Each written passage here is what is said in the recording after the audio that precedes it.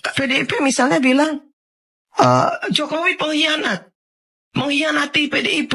Lah kalau memang mau membenahi election, dan jangan mau juga yang mahasiswa hari ini ditantang-tantangin untuk turun ke jalan, kemudian jadi korban, jangan mau.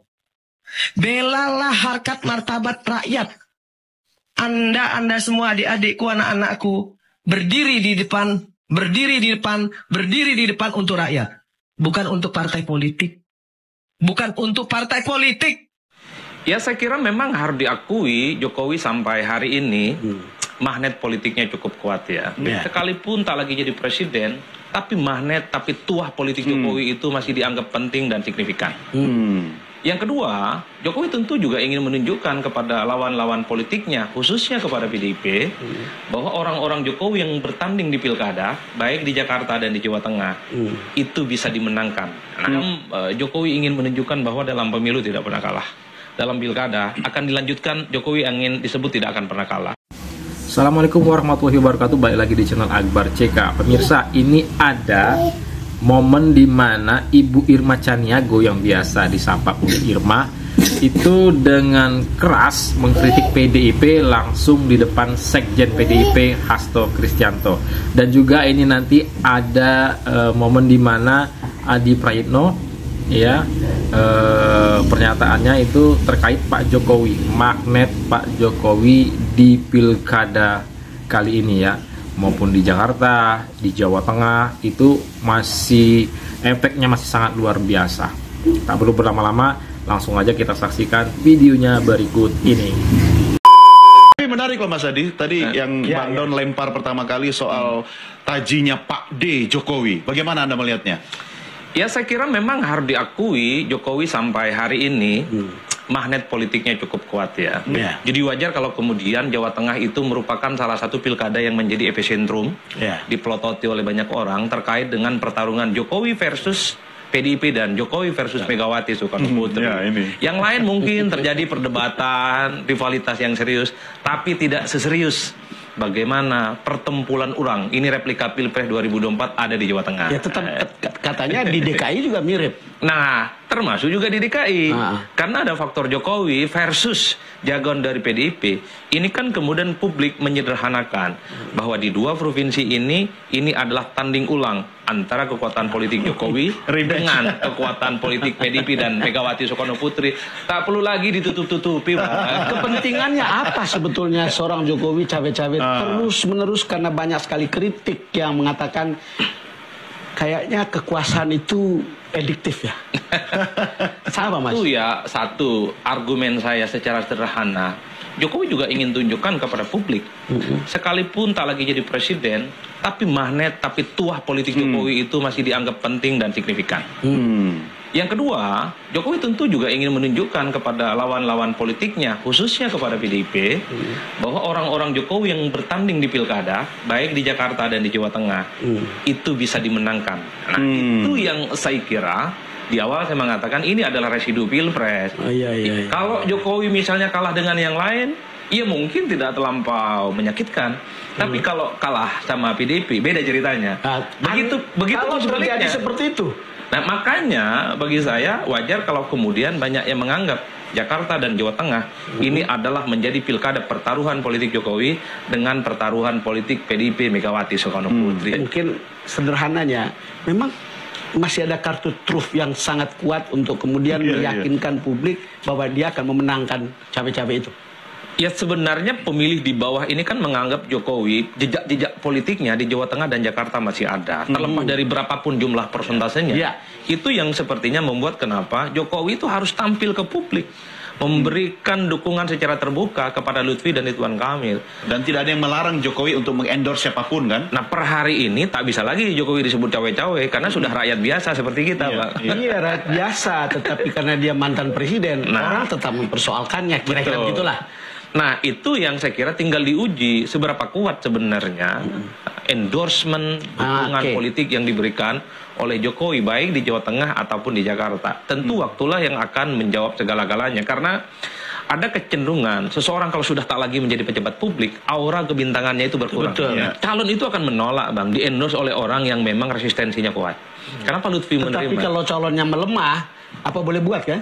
Salah satunya mungkin karena saya melihat ya jelang pencoblosan tanggal 27 November, semua calon ini pastinya sudah mengkapitalisasi segala instrumen kekuatan politiknya.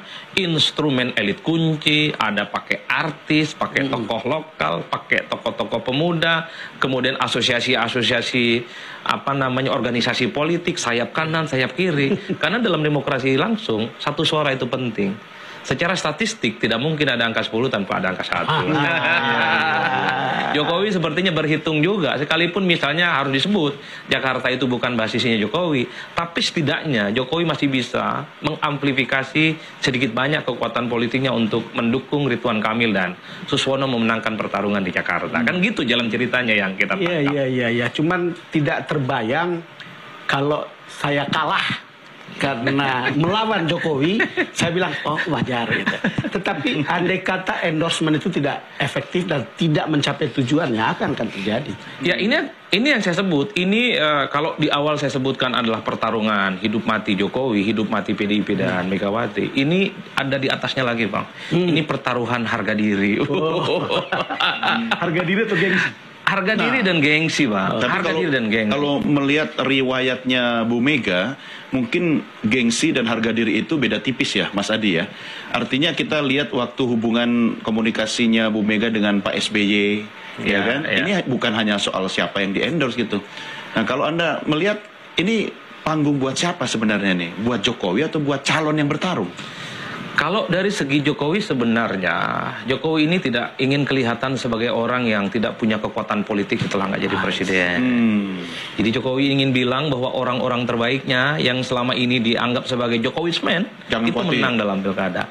Yang kedua, tentu Jokowi itu juga ingin kasih pesan bahwa Jokowi ini nggak pernah kalah dalam politik, Bang. Iya, ngerti. Tetapi kan begini, kadang-kadang politik mengendorse kan berdasarkan kepentingan. Betul. Jadi itu beyond capability, beyond kalkulasi-kalkulasi profesional gitu. Betul. Kan kita bisa lihat tokoh yang didukung, kira-kira begitu. Betul. Tidak jelek tentu, tetapi kan kita bisa membanding-bandingkan. Kira-kira kalau lihat Mas Adi, seperti apa ya yang begini ya? Saya begini ya. Pertama saya ingin melanjutkan, ini kan semacam Jokowi ingin menunjukkan bahwa dalam pemilu tidak pernah kalah. Dalam pilkada akan dilanjutkan, Jokowi ingin disebut tidak akan pernah kalah. Ini yang saya sebut sebagai perjudian yang mahal. Karena kalau calon-calon Jokowi di Jawa Tengah dan Jakarta kalah, orang akan bilang, Jokowi ternyata tidak ada apa-apanya kalau tidak bersama PDIP dan kalau sudah tak lagi jadi presiden. Artinya Jokowi selama ini hebat karena PDIP dan karena jadi presiden. Nah ini yang saya kira pertaruhan yang mahal bagi Jokowi. Dan karena bansos. tinggal diuji. Kan sudah dilarang. Apakah setelah tidak ada instrumen untuk mengakses sumber kekuasaan, Jokowi masih kuat atau tidak? Kan Tapi, itu jalan ceritanya. Nah ini menarik, sangat menarik. Iya, ini menariknya juga, Mas Adi. Artinya PDIP juga perlu kondisi seperti ini kan untuk mempertegas bahwa memang dia punya legitimasi yang kuat ya di masyarakat, atau karena ada Jokowi begitu. Ya sebenarnya kalau kita hitung satu persatu, kenapa Jokowi misalnya hanya terkonsentrasi di misalnya ini di Jakarta ataupun di Jawa Tengah, selain itu adalah wajah Jokowi, tentu kan pesan politiknya adalah Jokowi ingin melihat betapa orang-orang yang didesain dan dimenangkan oleh Jokowi, dia akan establish untuk stamina politiknya di 5 tahun yang akan datang. Per hari ini sebenarnya kalau kita melihat Jokowi tentu ada wapres dong, tapi rasa-rasanya bagi Jokowi itu nggak cukup. Kan politik bisa berubah 5 tahun lagi, Mas. Nah, tapi per hari ini rivalitas dengan Merah itu nggak bisa dihilangkan. Permusuhan secara politik dengan kubu PDIP dengan Megawati Soekarno Putri itu nggak bisa kita tutup mata, Pak. Jadi pembuktian-pembuktian yang semacam itu yang seperti ingin Jokowi tunjukkan juga dalam berbagai orkestrasi dan dukungan politiknya. 5 tahun yang akan datang itu untuk Gibran atau untuk siapa? Bisa untuk Gibran, bisa untuk orang-orang yang disebut sebagai Jokowismen. Itu artinya saya membaca di 2029 Jokowi itu tidak mau hampa. Jokowi itu tidak mau kelihatan tidak ada mainan politik yang kemudian akan menyebut bahwa Jokowi itu akan hilang dari peredaran. Karena memang selama ini diktum politik kita secara umum, kalau bukan ketua umum, tak lagi jadi presiden, tak punya akses terhadap kekuasaan, biasanya dia wassalam, Bang. Wassalam. Don, itu kekuasaan itu adiktif. Iya. Ada beberapa pekerjaan yang membuat kita adiktif. Salah satunya jurnalisme. Iya. Kedua, researcher. Ketiga, kekuasaan politik. Apalagi jadi presiden ya. Iya. Abang, kalau sudah bicara kekuasaan, batu aja, semua itu bisa membantu, Bang. Kalau Mas Adi lihat dari berbagai survei atau pengamatan, memang endorsement ini sekarang sudah nyata hasilnya? Saya kira endorsement itu tetap penting ya, terutama untuk mengkapitalisasi, dia mengorganisasi ulang pemilih-pemilih loyal yang terafiliasi dengan Jokowi.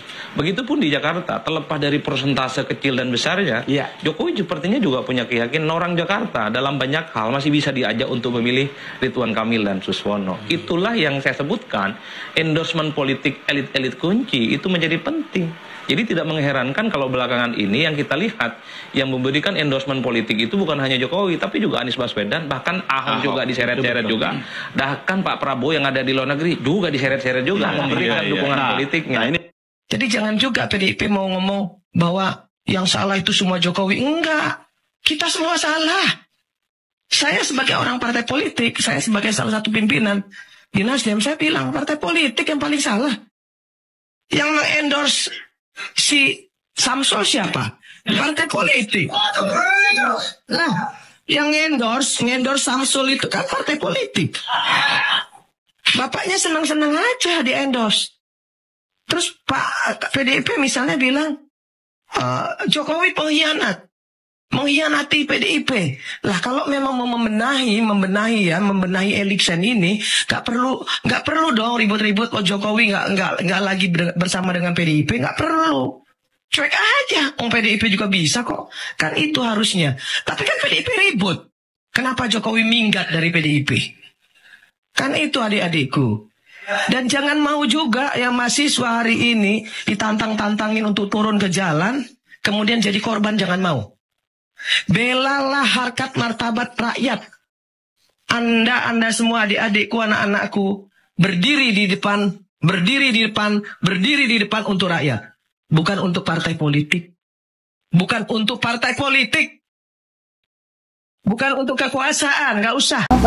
Berdiri di depan untuk rakyat, bukan untuk partai politik. Luar biasa Ibu Irma Suryani Chaniago. Ya, tulis komentar kalian, pendapat kalian ya terkait statement dari Ibu Irma Chaniago dan Mas Adi Prayitno.